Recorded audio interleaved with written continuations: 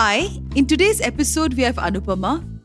Anupama is an ever evolving person deeply interested in human sexual behavior.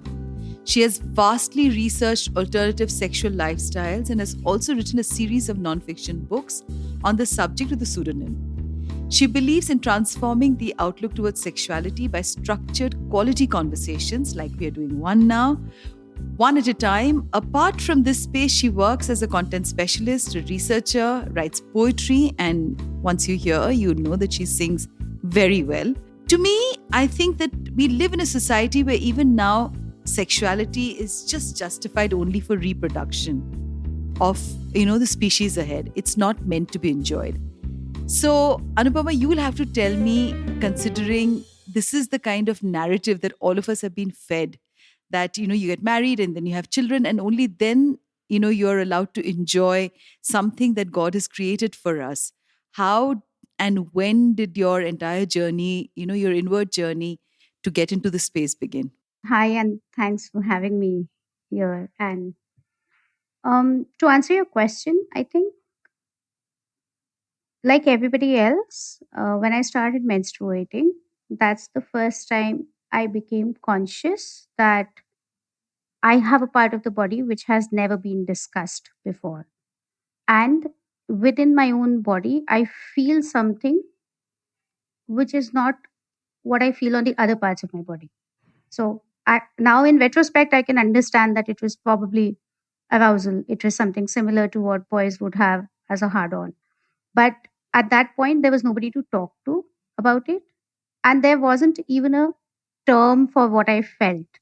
It was like you bleed every month and it's something dirty, it's something not to be talked. So while this was not sexual in nature, this was physical in nature, I think that's where the first set of questions of why do I feel the way I feel started. But for the longest time, like everybody else, I was supposed to be a good girl. I was not supposed to masturbate. I was caught once, and then I was told it's a dirty thing to do. Good children, good girls, uh, Absolutely. good people don't do that. Hmm. And yet, I was like, oh, but you don't talk to me the same way when I go and shit and when I clean myself up, right? So that whole shame and that whole taboo and that whole stigma attached to pleasure. I'm not even talking about sex and sexuality right now. I'm simply talking of a sensation within your body. So it's not something that we discuss.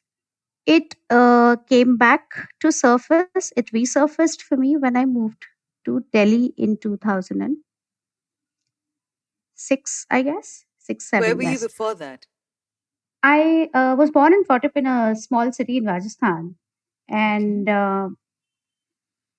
traditional household, middle class family, convent education, so all sorts of middle class morality attached with it, um, self image issues, and how good kids are supposed to be and good girls are supposed to be. And if you're talented on top of that, then you're expected to be overly good. So that means you've got an extra pressure to fit into the norm. To So perform. when I first came to Delhi, I think that was the first time I started and I was living in a hostel with other girls, and I realized that different people are doing different things, which I maybe can't fully make sense of.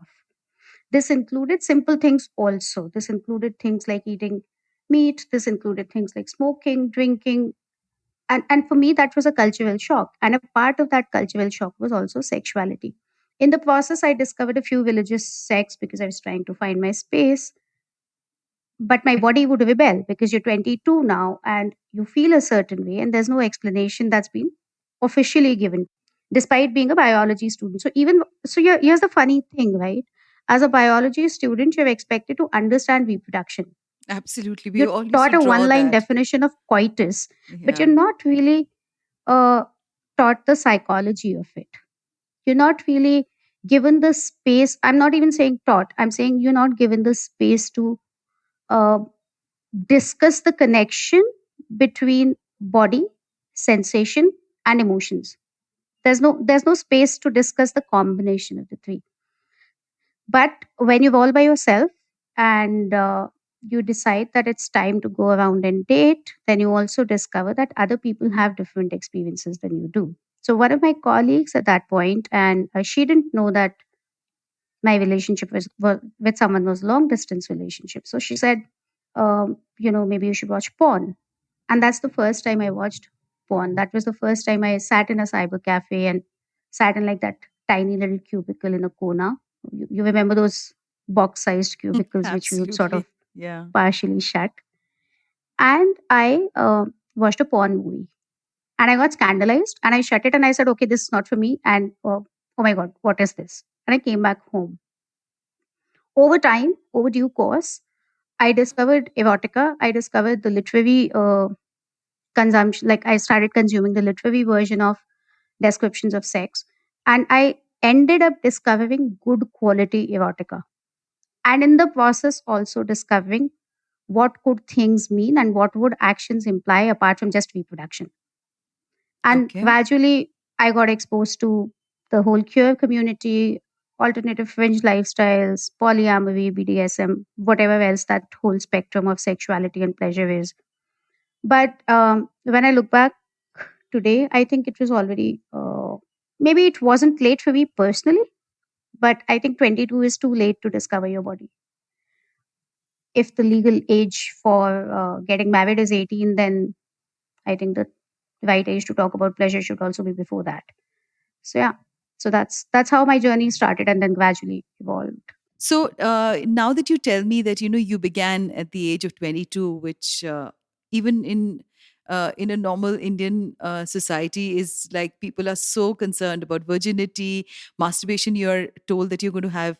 I remember, I grew up in a very strict convent school, and we were told that these are evil things, and you will probably just die of some crazy disease if you even think about masturbation. You think about homosexuality, or you think about any of these things. So we were so straitjacket, it's people that we were never ever allowed to explore. We were always ashamed and shy of sexuality. So, which meant that over the years, we never even expressed ourselves or even found the entire divinity of this whole connect between man and woman. It was mainly about it is only accepted if you are getting married and you're going to have children and your parents have chosen a partner for you. And invariably, if your parents have chosen a partner, it is not love. It is obviously you've married them because of the same social status or the same culture. And a healthy woman and a healthy man will get married so that they produce the children of that family going ahead. And invariably what happens is that either the man doesn't fall in love or the woman doesn't fall in love. But mostly in India, it is the man who really goes out and then has concubines, mistresses, or girlfriends outside. And it's obviously never discussed, among people.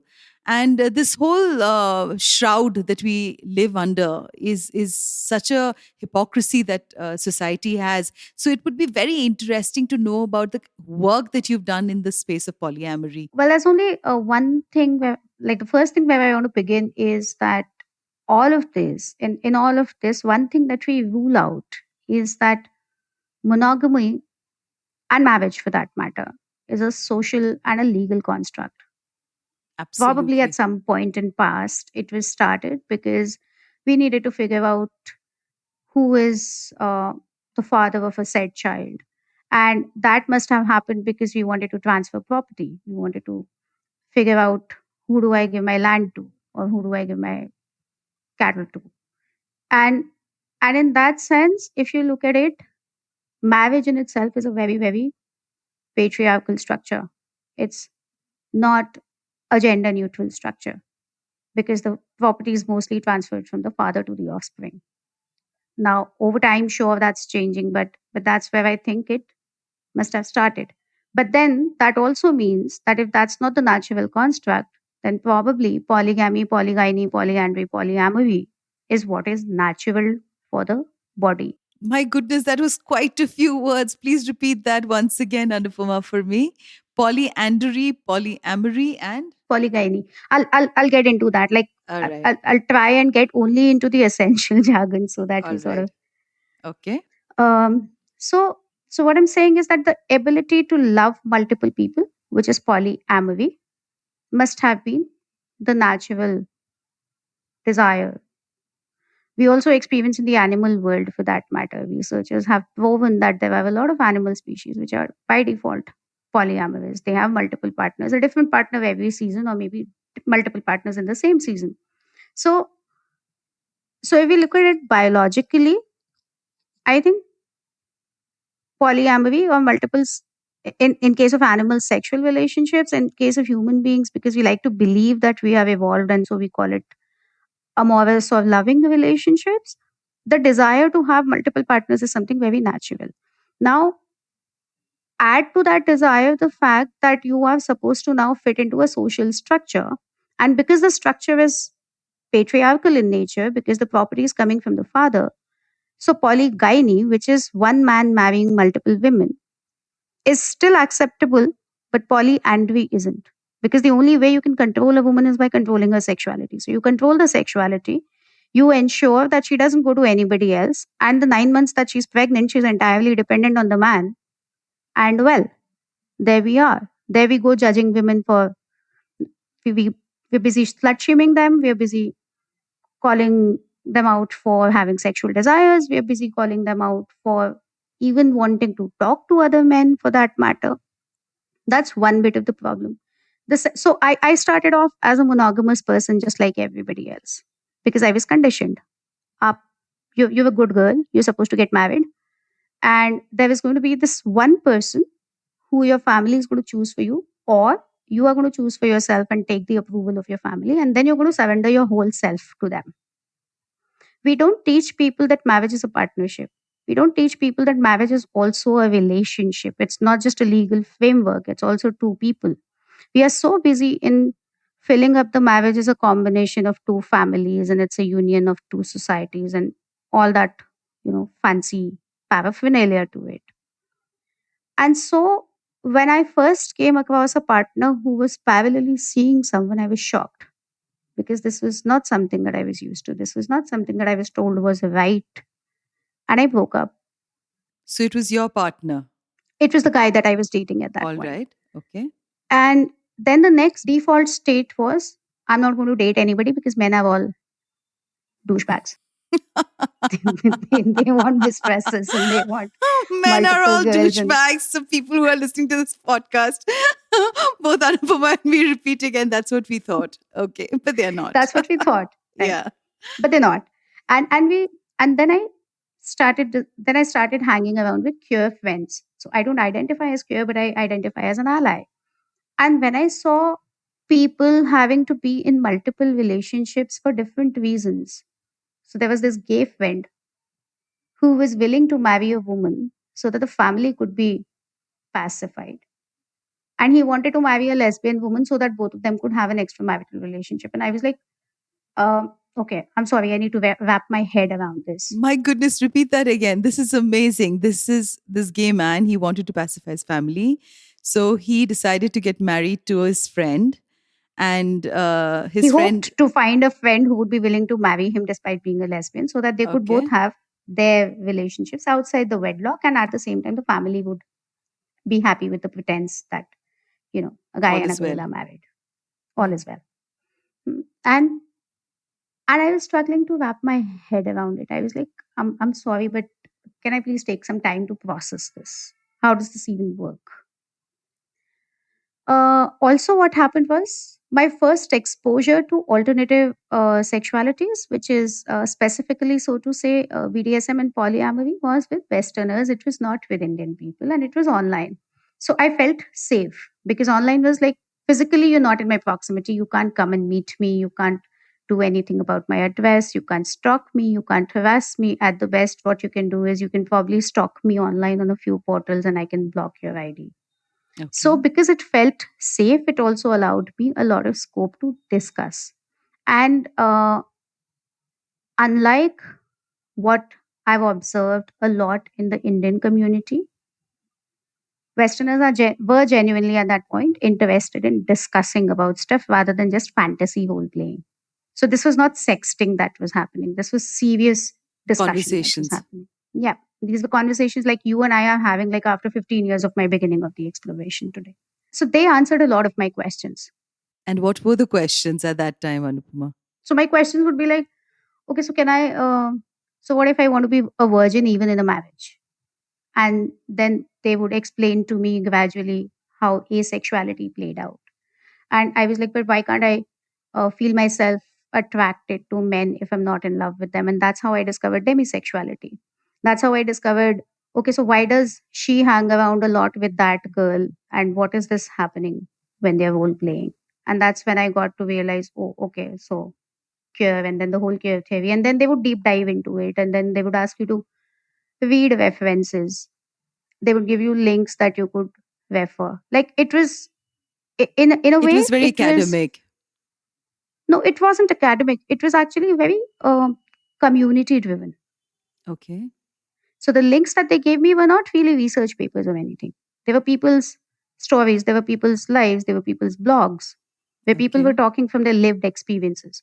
And when you listen to lived experiences, you know that there is some level of authenticity to it, even if it may be anecdotal. It Hmm. may not have a data point where you might say, okay, 95% people are cishet. That's just a random example I'm using. I don't like, I'm not using it as a standard data point.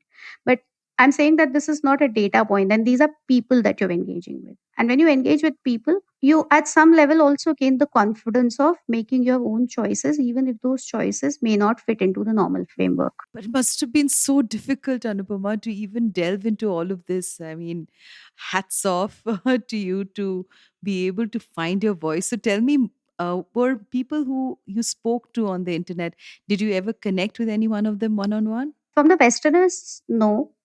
There was this one friend from the UK. I don't think he's alive anymore. He'd told his social security worker to let me know if he passed away, and I'm assuming he did. But that was years ago. But at some point later, I discovered that there was a community in India as well. There were online platforms where I could find Indian groups. And so I explored and I realized that, unlike what I wanted to believe, not all Indians are douches and not all men are douchebags. So, so with those people, yes, eventually over time, I discovered a lot of them. I met a lot of them. I was welcomed into their homes, their lives, their families. And I realized that just because you connected on a platform related to sexuality, it doesn't make you a different human being. You still have the same kind of human interactions. You still have same friendships. The only difference is um, that you can talk about stuff that you can't possibly talk about with other people. So you've stayed with in their homes where they've explored their sexuality, and you've been part of the entire process, Anupama. In some cases, I've been part of the process. In most So, cases, I haven't been part of the so process share with because me some maybe one uh, incident or any one thing for the listeners to really understand that if anybody's interested really into getting into this space of sexual awareness, which I think is really the need of the hour, and so if they were to go in and do this, what is it that would be the comeback, the takeaway, and what did it do to you, Anupama? so the first thing that you need to understand about sexuality is that there is no going back.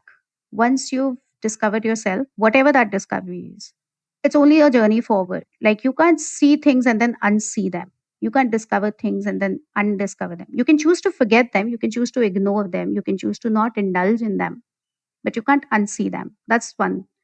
Two, just because someone may be interested in discussing sexuality with you, just because someone may be very open to talk about it or even discuss their personal bedroom experiences, doesn't necessarily mean that they are interested in you. Because a lot of times, what happens and what I've observed in the last 15 years in the Indian communities is that when we meet on a platform, we by default assume that everybody out there is to play, which is not the case. What do you mean by play? So play could be anything. For normal people, play could be just sex, and for BDSM people, play could be a session where they would experiment with pain or with humiliation or with power dynamics or whatever their trip is, whatever their kinks are for that matter. But one still needs to remember that beyond our sexualities, we are still human beings, and we all have our shortcomings. We all have our triggers. We all have our traumas, and we all also have our strengths and the things that we bring to table and the kind of qualities that we have and compassion or lack of it or whatever else. So So one thing that I really strongly recommend to anybody who wants to enter into the space of sexual discovery and experimentation is, please don't assume anything about yourself, about your partner, about your potential partner, about anybody that you're communicating with. Please do not assume. And the second thing that I want to emphasize on is consent. Even for a conversation like you and I are having right now, consent is of supreme importance, which basically means that if you were to ask me a question which I was very uncomfortable answering on a show, I would say that to you. And unless I feel that kind of safe space, it'll be very difficult for me to connect with someone sexually. Because as it is, we are judged. We are constantly judged for wanting to hook up. We are constantly judged for wanting to date multiple people. We are constantly judged for like, I know people who are being judged for being on Tinder, Yes. despite the fact that my entire generation uses Tinder. Like 2 generations prior to me and 2 generations younger than me are probably using Tinder. And yet there is so much judgment about it. And what So exactly would be the judgment? I mean, I'm a little blind on that spot. so So, if it's a woman, she's a slut. If it's a man, oh, he's a womanizer. And my whole question to my question about it is, okay, so she enjoys pleasure and so she wants to experience it differently with different people. And so where's the problem? Okay, he enjoys pleasure and he wants to experience it with different women or men or whatever their sexual orientations are. And as long as nobody's being raped, as long as nobody's consent is being violated, as long as nobody's marriage is being impacted, as long as everybody's truthful to each other. And I mention marriage only because it's an existing contract. If they're both single, well, then that is no longer a thing to be discussed. But if there is one party that is married, and you cause an impact on your partner without them knowing, then there's a problem. So there's this whole yes, that's element of, very dishonest. yeah, so there's this whole element of ethical polyamory where everybody involved, and I mean literally everybody, is aware. The dynamics might be different. Some people might say, I don't want to know who you're sleeping with, as long as I know that, as long as you don't bring them home. Some people might say, I want to know who you're sleeping with, but I don't want to meet them. So that, and I want to know so that I can avoid them in social settings. Some other couples might say, I want to know them and I also want to be friends with them because I think sharing my partner with someone is great because that means my partner gets taken care of better. Very few people are able to get past their conditioning and insecurities. That's true, but well, then there are people. So even for me, for instance, it wasn't like a overnight flip from monogamy to polyamory.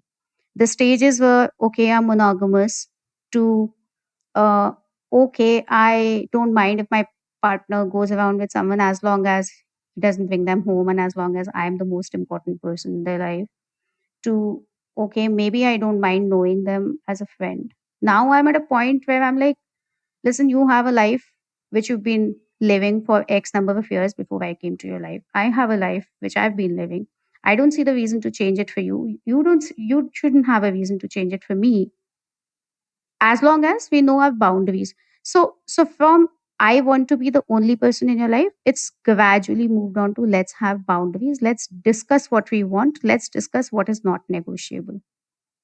And and once you reach that point with someone, I think what unfolds is very, very beautiful because it's not laced with insecurities, it's not laced with proprietorship, it's not laced with, oh my god, now I have so many duties to fulfill.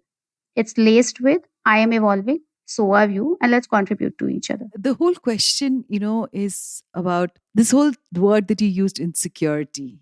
So because I'm I'm a monogamous person, and I find it frightening to even think that somebody who I am in love with, I have to share that person. I haven't yet reached that space. It's a very, very it's a beautiful thought to know that you probably have multiple experiences with multiple people, but I haven't yet reached that. It's not yet for me. But so when you talk about insecurity also in polyamory, that is a little clouded for me.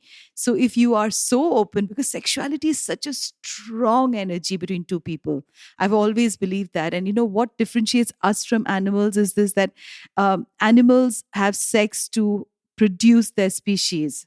human beings have the ability to also love. And love is so divine, according to me. I mean, when you see a sunset, or you have a cup of coffee, or you're going to eat something or cook something, you miss that person you love, you know.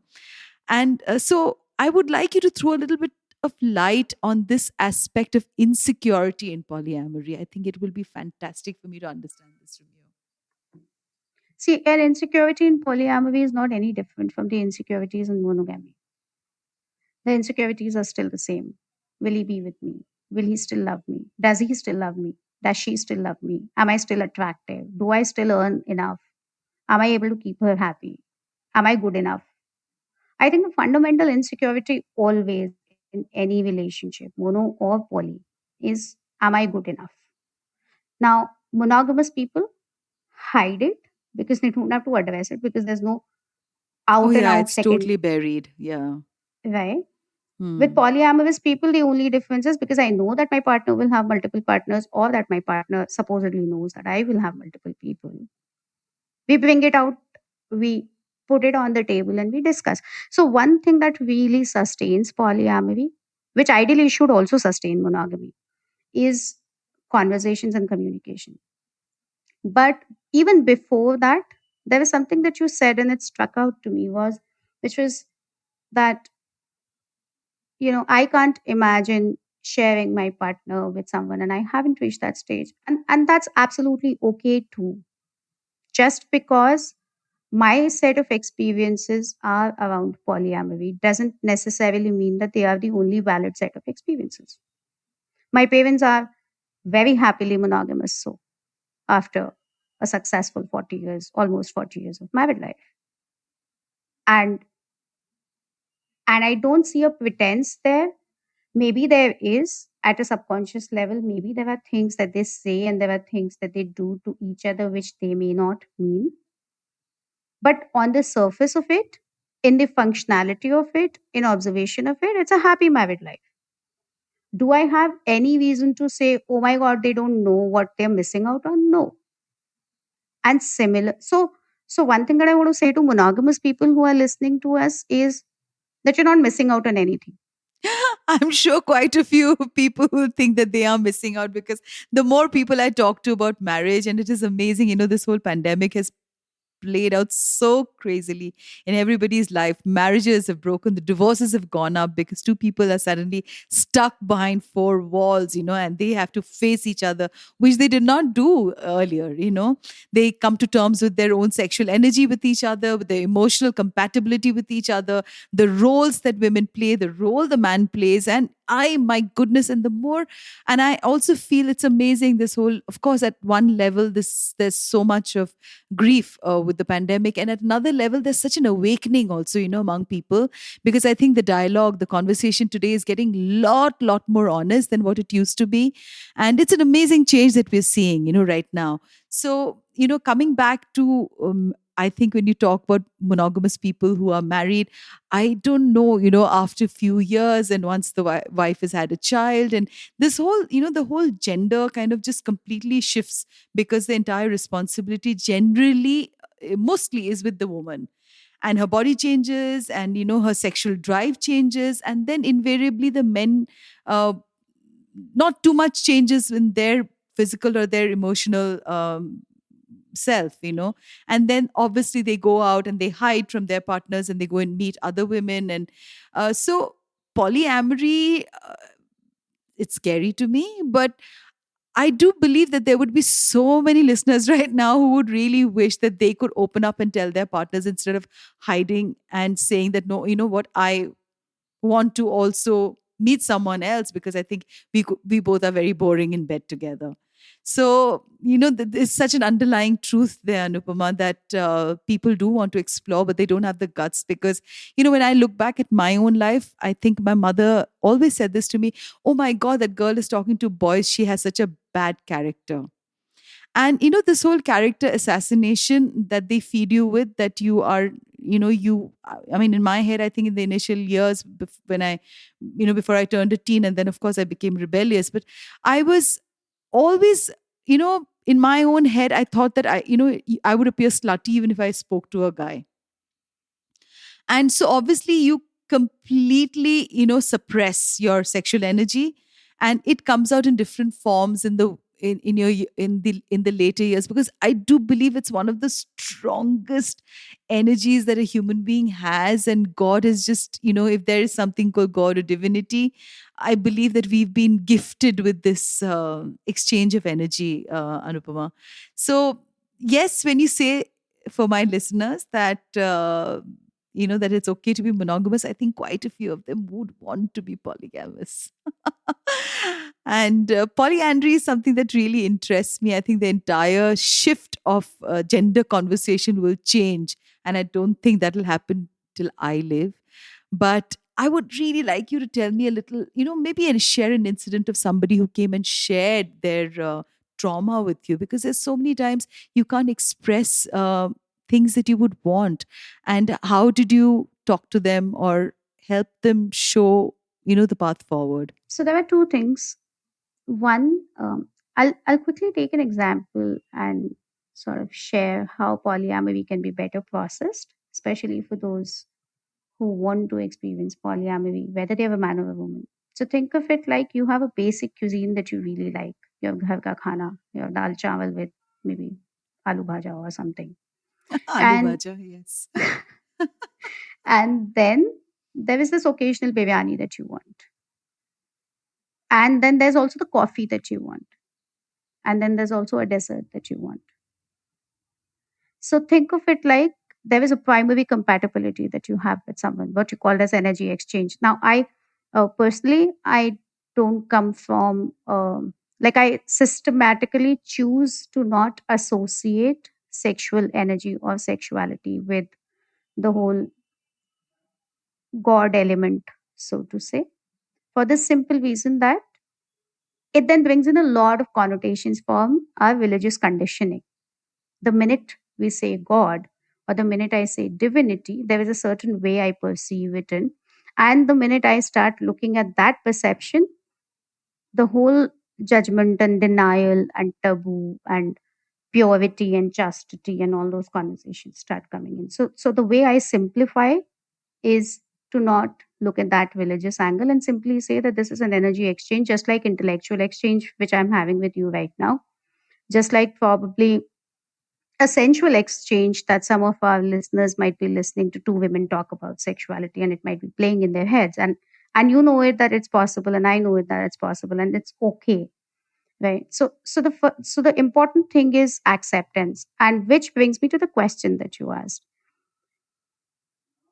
Trauma is not unique to sexuality, but trauma can manifest in sexuality, and trauma can be of multiple kinds. It doesn't necessarily have to be rape or abuse or uh, violence. It can.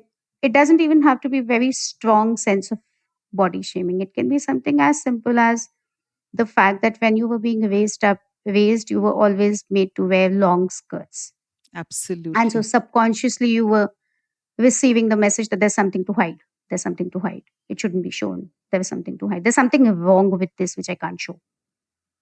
And then we wonder why our lower parts of the body don't function, why our root chakra is not activated, if you want to look at it spiritually. Or for that matter, why do I have to turn off the light every time I want to have sex? I think that's So, more to do about the fact that, we are so shameful of our bodies, and we have this whole image of advertising that is like really thrown on our faces. I think mostly women want the lights switched off in the bedroom more than men are quite comfortable with their nudity.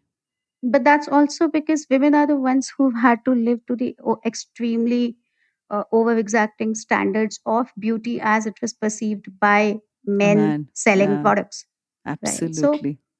So the gender shift that you spoke about in terms of polyandry, I think that's where the whole healing for most women lies. For most men, that is where learning lies. Because if you don't learn it, Please you are eventually repeat that again, Anupama. Oh my God, women these reclaim. were golden lines. For women, polyandry is where the healing lies, and polyamory is for the men. Where learning No, and lies. polyandry is Sorry. also where the learning for men lies. So basically, Wow. polyamory is where learning for everybody and healing and acceptance for everybody lies. Let me put it this way. So suppose I have three different partners, one that I live with, one that I raised my children with. Suppose I'm not married, I don't have children for the record, but let's assume. And then there is this one that I meet maybe once a month because he stays in a different city and he travels. Here is the thing, the one that I meet once a month doesn't judge me for the kind of mother that I am.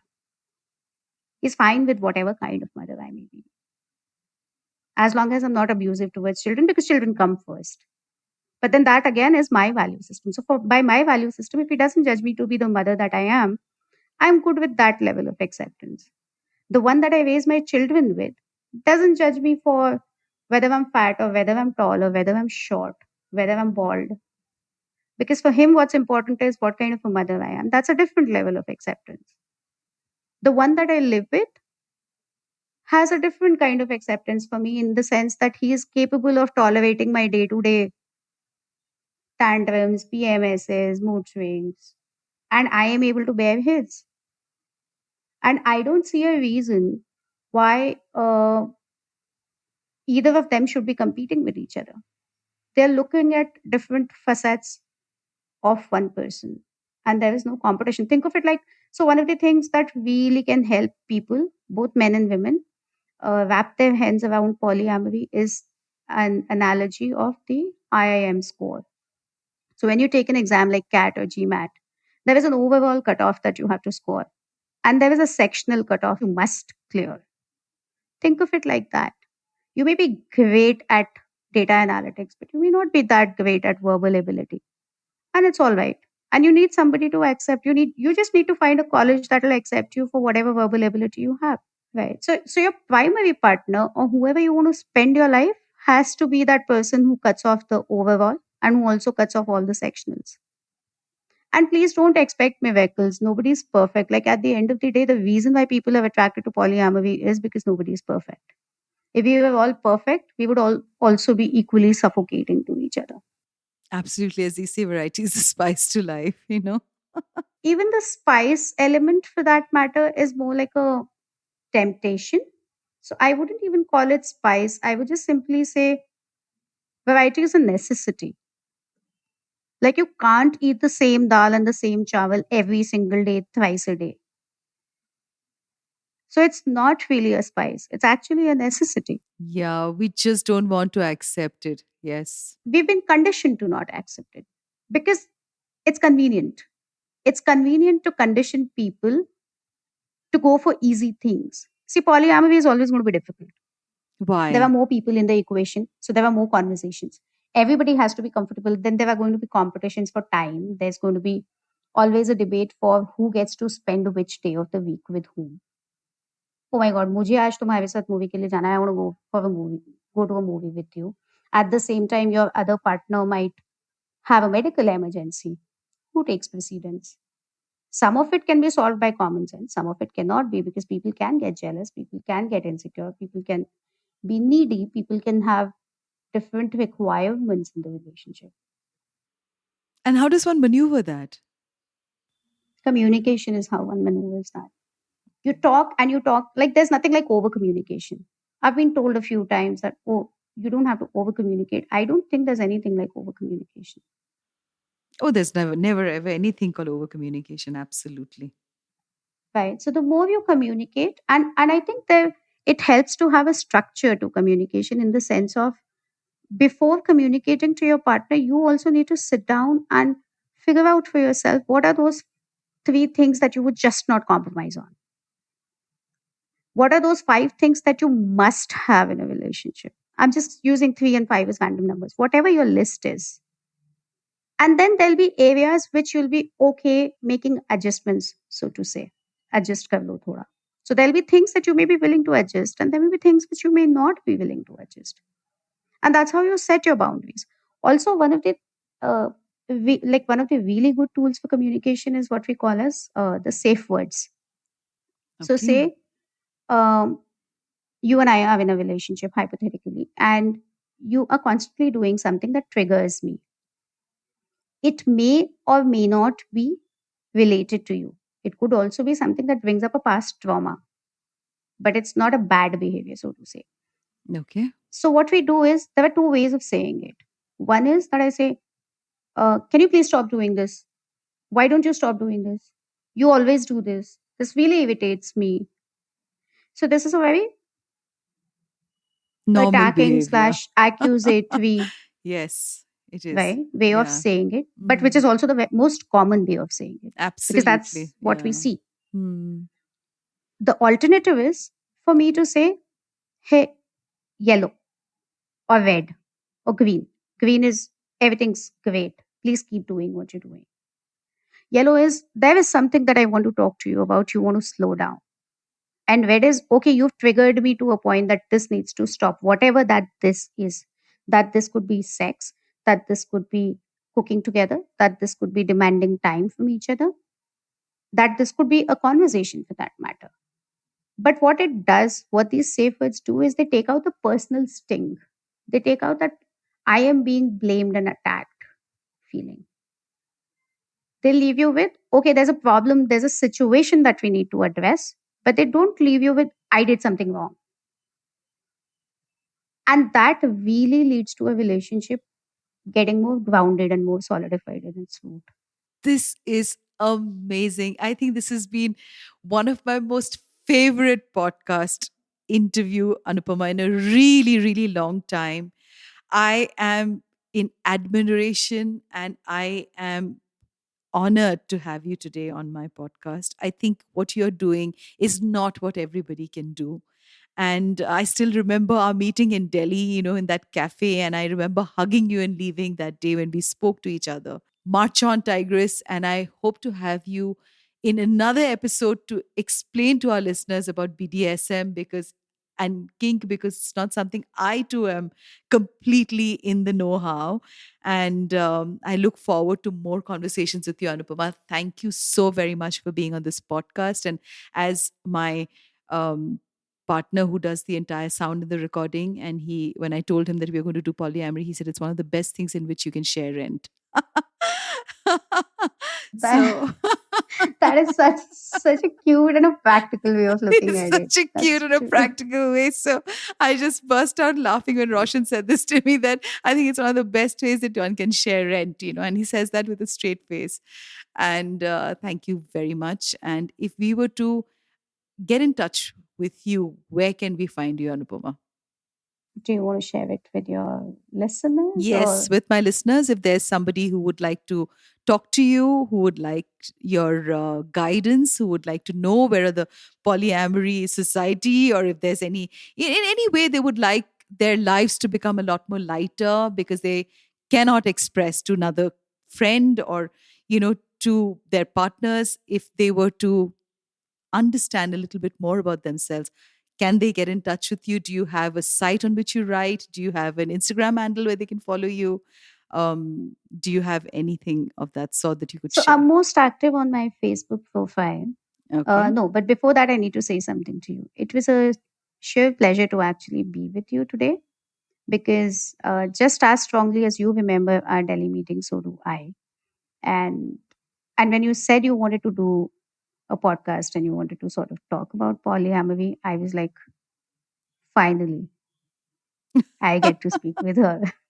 I get to talk with her. So it's been a sheer pleasure.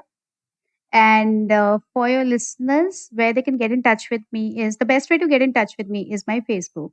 All right. So for Facebook, they have to look for Anupama Garg. For Insta, they will be looking at sorry, give me like a moment. Yeah, sure. So, hey, whoever's listening, they know how to get in touch with Anupama. And she's more than beautiful to me. And I can never ever forget that afternoon that we met. And she's one of the most amazing souls ever and a gift into your life. So, Anupama, have you found your Instagram handle to share with our Yes. listeners? So Yes. so you need to go to Instagram and you need to look for Anupama Anupama dot Garg Garg dot 25. And for Facebook, you will need to look for anu.25.25. fantastic. So here we have. And thank you once again, Anupama, for being on this podcast today. Look forward to meeting you soon in Delhi once this whole pandemic is over and we need to sit down and catch up. Yes, it's time. Yes. Lots of love. Thank you very, very much. Thank you to you. And I hope that whoever's listened to us or whoever will be listening to us do find their sexual energy and sexual pleasures and they can reclaim their power. Absolutely. I realize that it's difficult, but you're not alone in the journey and you can do it. Yes, it's about reclaiming your own power that God has given you. Okay, I won't use the word God, that you That's have been all right. born with. I'm so sorry. That you were born it's a show and I'm absolutely democratic that way. So, yeah. So thank you once again.